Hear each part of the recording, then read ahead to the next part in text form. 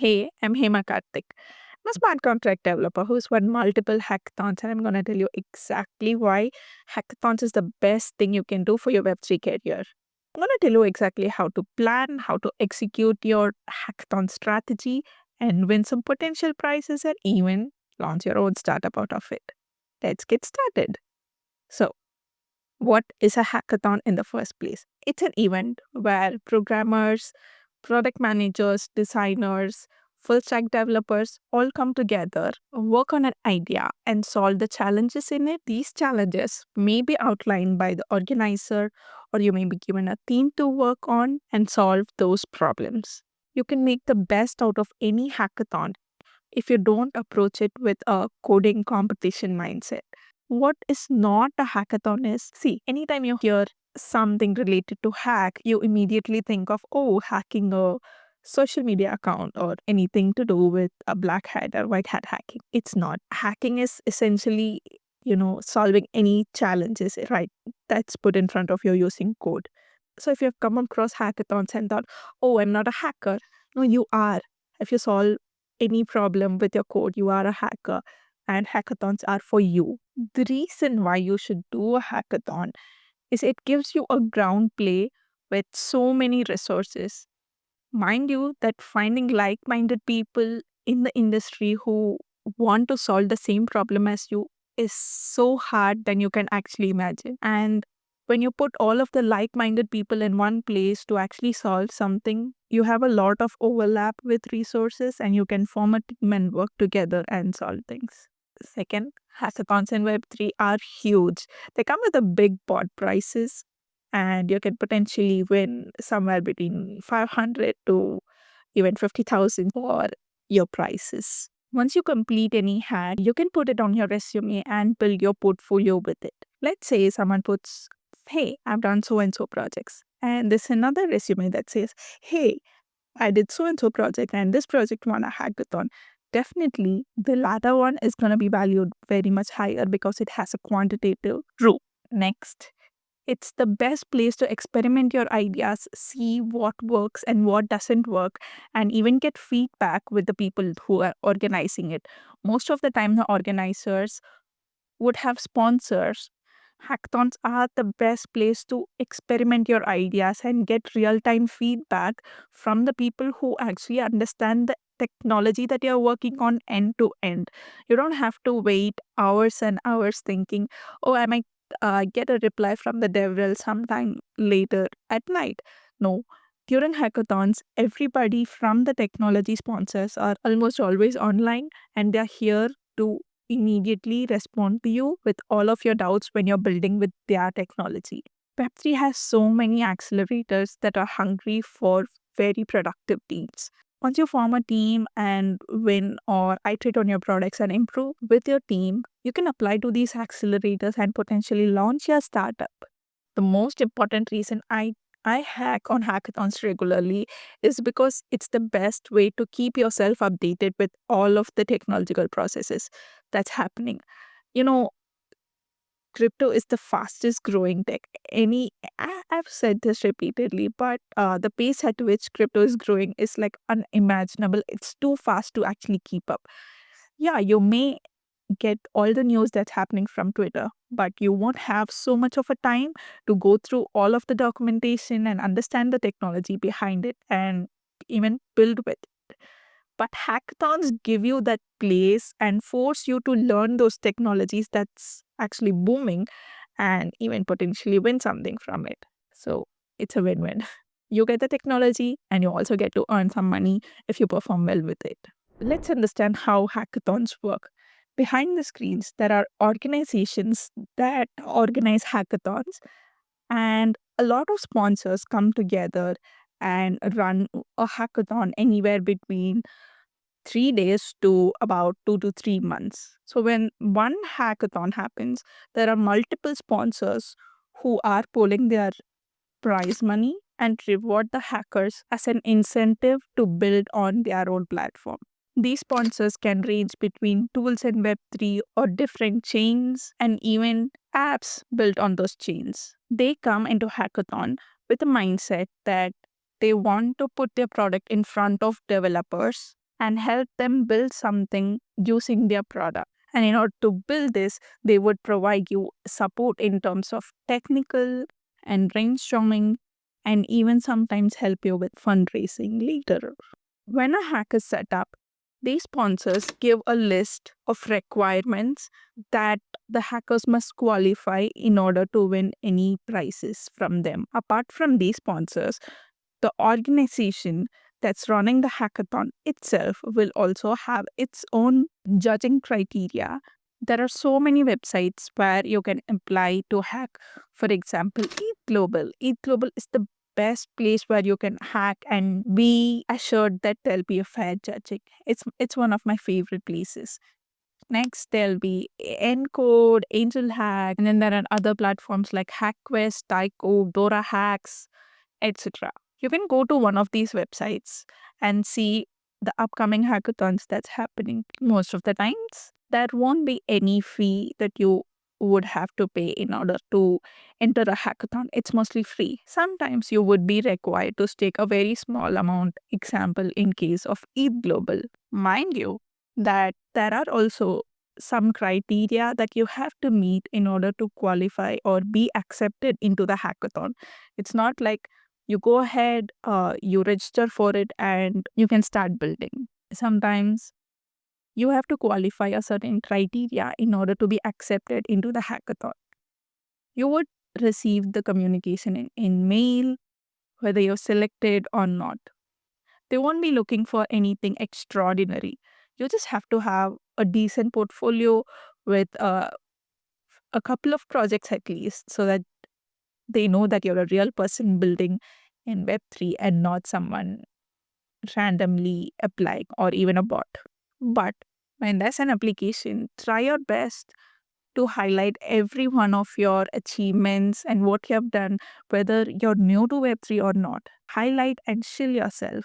This could come in handy when the number of participants who can enter the hackathon are restricted in number.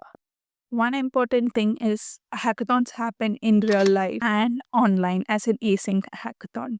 Real life hackathons go between 36 to 48 hours, and you would be hacking almost continuously without sleep. Of course, you'll be provided with food at the time, and the sleep is optional. Next is the async hackathon. These go between a week to a max of 3 months. That's the maximum I've seen, and you'll have plenty of time to work on ideas. This is especially useful if you can't travel to IRL locations. And I personally enjoy working in async hackathons because I can meet people from so many different countries and hack with them. I like async hackathons when I have a really big idea that I want to execute and not be restricted to be within those 36 to 48 hours time frame.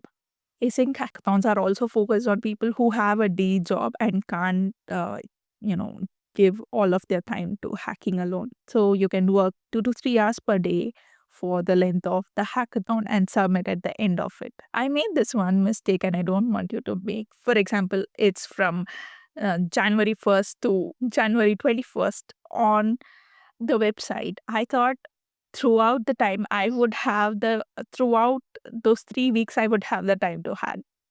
But some websites mention the entire hackathon time range. This would include the prep, your workshops, and your hacking time maybe probably was 1 or 2 weeks, and the last week was for judging. I didn't realize this, and I thought the entire time was that, and I missed submitting before the judging period. So don't make this mistake. See to it, go to the key dates and see through the entire schedule. Some websites mention the submission date as the ending date, and some mention the entire course of hackathon, including the prize distribution, day as the final day. So keep that in mind and don't make the same mistake. Oh, one more thing. Hackathons are also conducted sometimes by only one protocol or one chain. And like I said, if it's your first time hacking, find an async hackathon that runs for 2 to 4 weeks. This is especially to get you acquainted with the hackathon atmosphere and what it's like and get a sense of it. So choose a long ones, apply for it, get accepted, and you'll be prompted to join a Telegram group or a Discord channel. This is where you'll find other hackers who have also been accepted, and you can only form teams with those people. And most of the times, do it a little bit early, at least before 2 weeks before the hackathon starts, so that you have the time to brainstorm ideas and form a team. So once you're in, there'll obviously be some kind of team formation session or a separate chat where you can go and post that you're looking for a team. Create a simple short message that, hey, I'm so and so, and this is what I do. Here's my GitHub, here's my portfolio, and I have thought of building in so and so areas. If you like to team up, then please leave a message or DM me. Simple, short, and straightforward. Don't go on and on about your experience. Just give them a link so that they understand you better, but don't undersell yourself or even oversell. If you know a tech, say you know it. If you don't know, find someone else who can handle that part. So, yeah. Speaking of the team formation, it's best to form a team than hacking solo if you are a beginner. Maybe at the later part, you can hack solo. It's just, I think it's a personal priority. It's up to you. Having a team certainly helps because you don't have that mental pressure to handle each and every small detail of the product. You can just allocate, take responsibilities within your team, and complete that. The most important factor that judges look with the projects is to have at least a small part of the project that is completely working. Think of ideas that can be executed within the time frame as an MVP. Having a lot of ideas help. I'm a person who has so many ideas in my bucket list, but I have very little time to actually execute them in a full stretch. But if you're struggling with ideas, have a notes app, and whenever you see something, some problem that you personally face but you think can be solved with technology, go ahead and write it down on your app. When there's a hackathon, you can always go look back at this list and solve those problems. These can be even tiny little problems or huge ones, or you may read an inspiring blog and you could get some ideas at the end of the blog. Immediately go down and note it down. You may forget. If you don't, trust me. Your ideas can also come from meeting with so many people within your industry and outside your industry, especially. This gives you a new perspective. So prioritize that.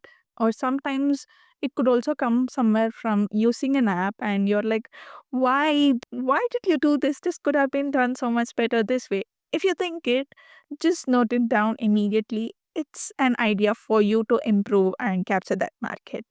So that's the best way to have all of your ideas in one place. But if that's not working for you, there's sometimes a wish list from each of the protocols that's participating. You might have to message and ask the team about if they have a wish list or if they have a priority list of apps that they are looking to bring into their ecosystem.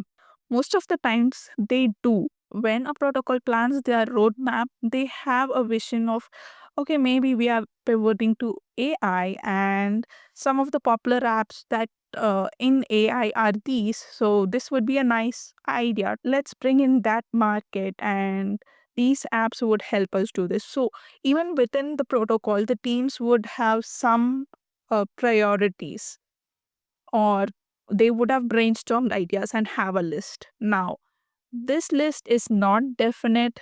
This is like a personal opinion, but their priorities is not hard coded.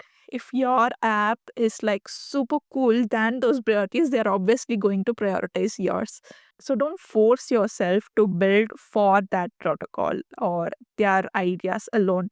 If you have different ideas, then go ahead and build upon those.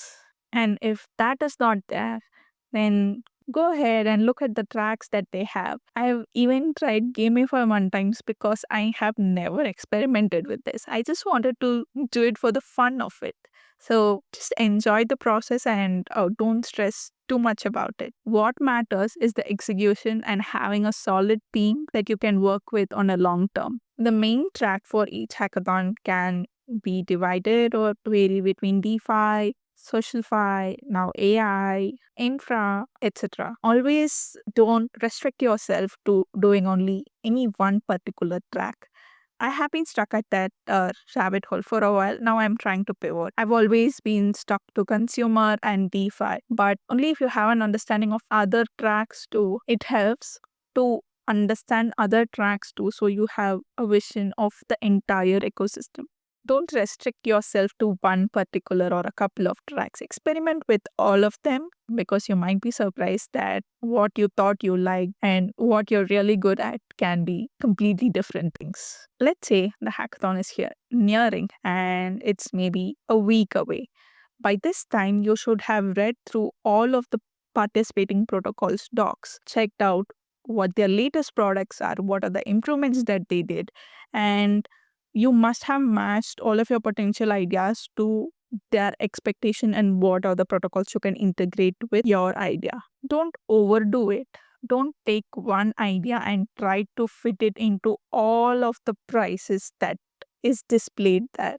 I wouldn't put a number of stick to 3 or 4 or anything. It should make sense for that idea to use that protocol. Otherwise, don't overdo it just to be eligible for all of the prizes. Speaking of prizes, before participating in the hackathon, go ahead and check their terms and conditions about if you fall under any of their sanctioned areas. Sometimes there's a clause that restricts you to participate in it, or it may involve some kind of KYC when you win, or you might not be able to get your prizes. Just read the terms and conditions just in case. Maybe 4 to 5 people saw your text and replied to it, and you have a bunch of people. Talk to them, chat with them, see through their profile, see through your profile. Ideally, you would want to collaborate and work with them. Don't force your idea within your team because they should also enjoy the hack in order to work on it. Have a collaborative meeting and just brainstorm the ideas with your team. You put forth your idea, let them put forth their idea. Have a collaborative brainstorming session and then decide what you want to build in a consensus. When building a team, the idea should match what you are good at. Suppose the idea involves zero knowledge proofs, but none of you in your team have any idea about it. Think through it if you can actually learn zero knowledge within, let's say, 1 week of the time of the hackathon. If you can't, then you might have to pivot to a smaller version of it or pivot the idea entirely. So make your judgment calls, thinking of not just what you know, but also what you can learn before the hackathon begins. If you're hacking solo, you should be able to handle the smart contracts as well as the front-end development. If you're doing it as a team, maybe have one smart contract developer and one full stack developer or a front end developer. If you're doing it as a team of 3, go with a smart contract developer, a full stack developer, and a designer slash front end developer. So one of you handles smart contracts, one of you handles any new technologies that you have to integrate with, and the other one handles the front end and designing. Or if you're actually looking to take forward your product beyond the hackathon, then I highly recommend having one product manager and someone in marketing. This might come as a surprise because a lot of people don't like having a product manager or a marketing person within their team because they are not actively contributing to the code. I would recommend you to rethink it because I've spoken to some DevRels who told me that they prioritize teams who come as a complete pack of forming a startup. Envision your team as someone taking a role of CMO, a CTO, a product manager, a CEO. Once you may win the hackathon with just a couple of people or even solo, but would you be trusted by the team to handle all the parts of this startup single-handedly? It's likely no. They would be looking for a team because honestly, you can't do it alone, everything. And no single person is good at all of the things of the startup. So if you're looking for something like going for a grant or even an accelerator, then try and form the team within the hackathon itself, because it's super difficult to do it outside the scope of hackathon. You have to find someone you trust, and you would be judging them simply based on their LinkedIn. You won't have any direct interaction before you actually pitch them to join your team. But in hackathons, you have that experimental phase to actually work with them and see what it's like, to understand their pros and cons, and also gives you a strength of being a complete pack to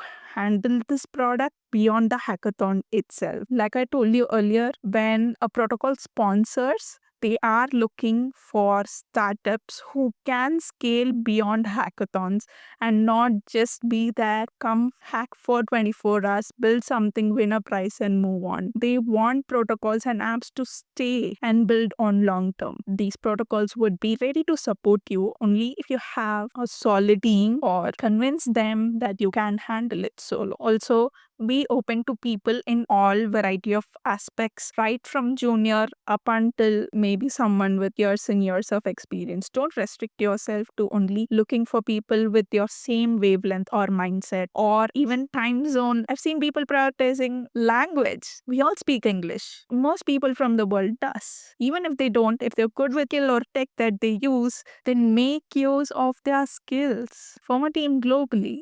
There would be at least a couple of hours of overlap, even if you're in different time zones. So don't let these small factors get you away from people who are really, really talented. And everyone in the team will have an incentive to stay if they have skin in the game. Don't overpower. Leadership is necessary, but not at the cost of making them feel not heard. They would contribute the best when they have skin in the game. Keep that in mind in the long term. Besides, have fun. You can make amazing friends. I've got some really good besties just from participating in hackathons alone, both IRL and async. I have even participated with anons in the hackathons without knowing any detail from them, just based purely on their skills and and made really good friendships. So it's a great way to socialize. So once your idea is clear, take up responsibilities to do more research of if the idea is viable and try and see to it if your idea can fit into the protocol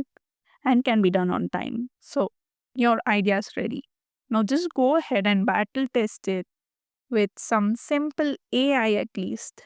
Go to cloud and say, hey, this is what I want to build. You can start talking to it and brainstorm the idea, and it would tell you all of the missing parts of your architecture that you thought wouldn't matter. It's great at identifying gaps. Even if it doesn't identify the gaps, it would give you the code that is half broken and you would actually understand it. Of course, don't use this code because AI is terrible at security. You will have to code your product from scratch. Just copy pasting any code from AI would straight up show evidently to the judges who've seen so many such code in judging a lot of hackers. So don't do that. Use it as a way to just test your initial idea and bring it into shape. I'm not asking you to not use AI. In fact, use it. Use it to your maximum ability. Use Cursor or GitHub Copilot to fasten your coding. But remember that you have to be the one who comes up with the complete architecture and knows the in and out of it. AI can only fill those gaps. It cannot bring the whole architecture into a completely working product. And Cursor seriously is so good. It speeds up your coding process extensively to the point I can't even tell you how much I love it. Another important thing to note for smart contract developers participating in hackathons is testing is not necessary. Nobody looks at your tested code, but writing tests actually saves you a lot of headache from last minute. Please do write simple tests if you can, at least for the interaction flow, because it gives you confidence that the code that you write actually works instead of having a half-baked code that doesn't work. The front end is ready, the contract is ready, but something doesn't work and you can't figure out why. In the last minute, it's gonna eat your head. So don't do it. Try to have at least a very minimal test, if not extensive, like for 100%. Once you use these new protocols that are sponsoring, also note down what is missing or what is broken within the protocol and give feedback back to the sponsor. This is really helpful for them and helps improve their product. In fact, you can even go step further and create an issue in their GitHub and let them know these are the things that are broken and maybe volunteer to fix them. It may be as simple as a docs or going up to code that's broken. This would not only help your open source contribution, but also help other developers who are going to be using the protocol. Have regular meetings with your teams throughout the hackathon period. Don't budge them every day, maybe, but have some kind of communication opened, maybe a Discord group where you all interact together, sharing all of the progress that you make, or help each other when someone is stuck at some point. Just be gentle. Don't undermine people just because they make a mistake or, oh, you don't even know that or something like that. Just don't do it. Be a good person. If they don't know, go ahead and tell them, hey, this is what it is. Not everyone knows everything. Even you don't know everything. I don't know everything. Just be polite in conveying what you want to say. Focus on building the ideas that really matter to you and complete it. Don't abandon your team or your project and jump off. Complete your project. Not only because insights like Eat Global, you would only get your stake back if you actually submit your project. Just don't do for the sake of that. Start what you finish. Even if it is a very minimal version, just try and complete it. Put in some extra hours if necessary, but complete it. When you submit your code, make sure that you have a proper documentation of what you did. This is super important and don't skip it. Don't just focus too much on your code. When you exhibit your project, people need to know what it is without having to read every line of code. Be clear in showcasing what you built. Give a one-liner and then go for a small summary. Show up all of the deployed contract addresses and where you deployed it. Write a small description on how your ideas actually came into picture. What are the technologies that you used and how you used it. Put up a public GitHub link. Don't be overly secured over restricting it to private because sometimes there may be additional judges who want to look at their code. You don't want to miss it just because it shows a 404 error, but have a cool project. Put it up on open source. If you're that sensitive, maybe put it up with a license that doesn't allow others to copy, but make it open source at least for the period of judging. Have a presentation deck that explains what your vision is. Have slides like title of your project, what it does, your main features, and the problem that you're trying to solve, a slide about your team and what's the roadmap that you're looking at. Don't spend too much time. Create an engaging demo. Don't try and squeeze your pitch deck completely within your demo. Your demo of the project is super important than your pitch deck itself. Skip some lame steps like sign in. Make the video shorter, maybe. Make the video within maximum of 3 to 5 minutes. And check if the audio and the video is recorded. Give a voiceover if necessary. Trim any obvious steps or the steps where you're waiting for the transactions to go through. When people watch a demo, they should understand the gist of the project. They don't need to know it end to end. When people look at your demo, they need to understand the gist of the project without having to think too much. Your design and the product should be so obvious that they understand it without ever reading your docs. That's how you should design your product. And make the submission on time, which is super, super important. Check the time zone of the submission. If it's not mentioned, ask in advance. Know exactly when you have to submit with respect to your time zone and submit it on time. If the judging criteria is already displayed, then meet each and every judging criteria as much as possible. Let's say the judging criteria mentions that there should be an introduction of the theme. Don't skip it. Make sure it's included and make sure that your deployment is actually live. Maybe you recorded your demo on a local version, but submit a deployed link of your demo. Let other people try your product and give you feedback. And then Be patient. Be patient throughout the judging session until the result comes. Most hacks don't allow you to continue working on the code beyond the point of submission. So don't mess up your chances. After the judging period, maybe start working again on your projects. Don't abandon all of your creative projects that you've put so much work into. Go into your graveyard. Continue building them. Whether you win a prize or not doesn't matter. Go ahead and put your projects in public once you have submitted. Show demo of the project, put it up on Twitter or YouTube and show, hey, this is what I've built. I would like to hear your feedback and get feedback. People would love to try and let you know what to improve. If there's a forum, post it on relevant forums and get feedback from people who are actually interested in the region.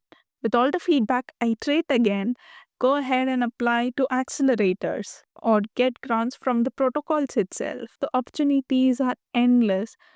In fact, you don't even have to depend on any of the grants if you can put a little bit of work every day and bootstrap your product for the tech expenses. Your ideas are valuable. That is what makes you. You are the idea. An idea is only as good as its execution. If you don't value your ideas, somebody else will. So please respect your ideas as much as you respect yourself. Once the hackathons are over, if you win a prize, you may actually receive your prize through to your wallet 3 weeks, anywhere between 3 weeks to 60 days. When you receive your prize, split it equally with the team. Everyone has put in efforts. Don't and your project wouldn't have been complete without everyone's contribution. Value them all equally and split the prices equally. Not only because it's ethical, but also helps people to have an incentive on your product on a long run, to have a skin in the game, to earn their trust that you would always be fair. Apart from the prices, after the hack ends, go ahead and ask each of the protocols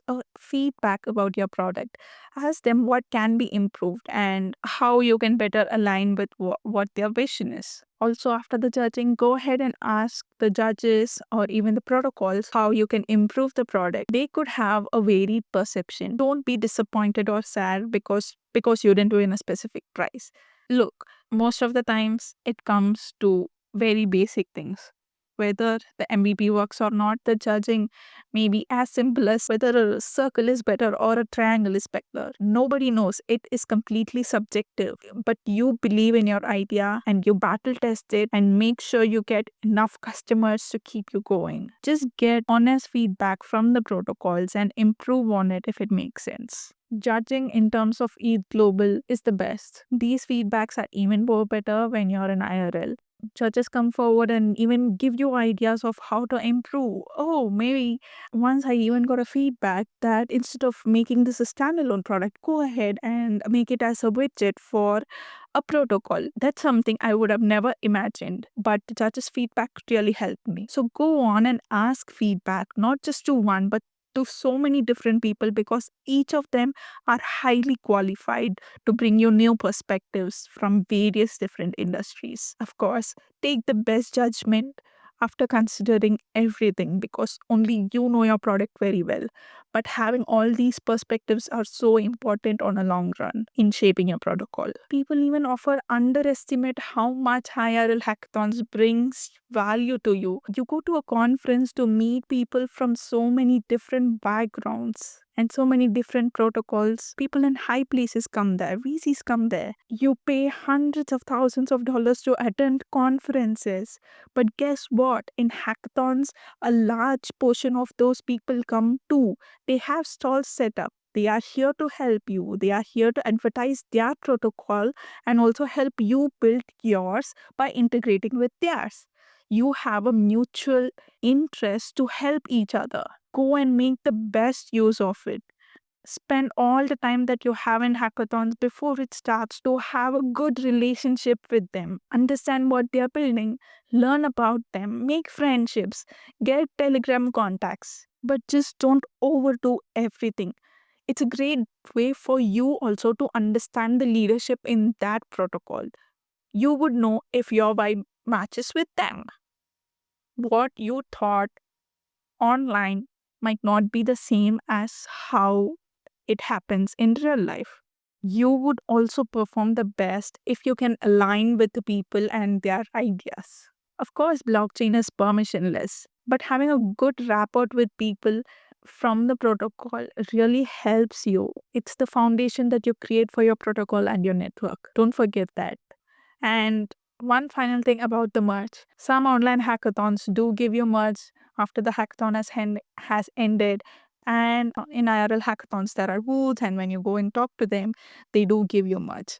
But just don't go with the mindset of getting only the merge. Make the conversations valuable. Your conversation and laying the foundation for that and laying the foundation is super helpful than the merch that they have. Second, don't let down your self respect just to get some merch. If you're treated well when you're getting the merch, go on and take it. In fact, the merch does more good to the people, to the protocol distributing than to you. You are actually the walking advertisement of their protocol when you wear it. They have the incentive to depend on you. Give and take anything anywhere out of mutual respect and nothing else. But I understand some merch is too cold to resist. But yeah, Web3 makes the best merch than any other industries.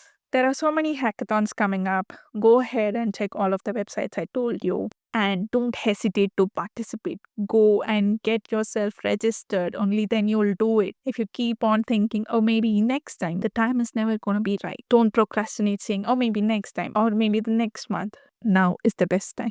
See you all and subscribe to Hema Karthik. Bye.